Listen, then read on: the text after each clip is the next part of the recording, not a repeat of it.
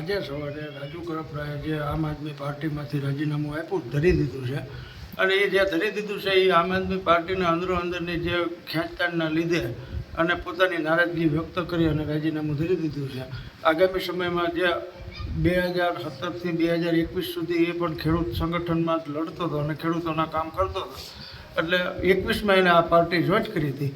એટલે હવે જે પાર્ટીના બેનર નીચે નહીં અને ખેડૂતોના બેનર નીચે લડશે અને આગામી સમયમાં એક ખેડૂતોનું સંમેલન બોલાવી અને એ પોતાનો નિર્ણય જાહેર કરશે અથવા નવું સંગઠન પણ જાહેર કરશે. કોઈ પાર્ટીમાં જોડાવવું હશે તો એ પણ ખેડૂતોને પૂછે અને પછી આગળ વધશે. એવી રીતનું અત્યારે ચાલી રહ્યું છે. પણ અત્યારે એને મૂળ જે રાજીનામું આપ્યું છે એ પાર્ટીના અંદર નેતાઓના ખેંચતાણના કારણે થઈને એને નારાજગી વ્યક્ત કરી અને રાજીનામું ધરી દીધું છે.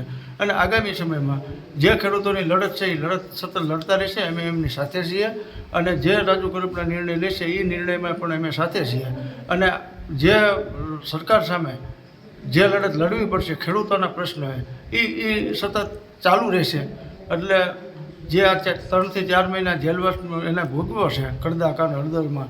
એટલે હવે પછીના જે છે એ બધા કાર્યકરો ખેડૂતોને મળી અને પછી આગામી સમયમાં જે રણનીતિ નક્કી કરશે એ રણનીતિમાં અમે બધા સાથ સહકાર આપશું અને સાથે રહેશું.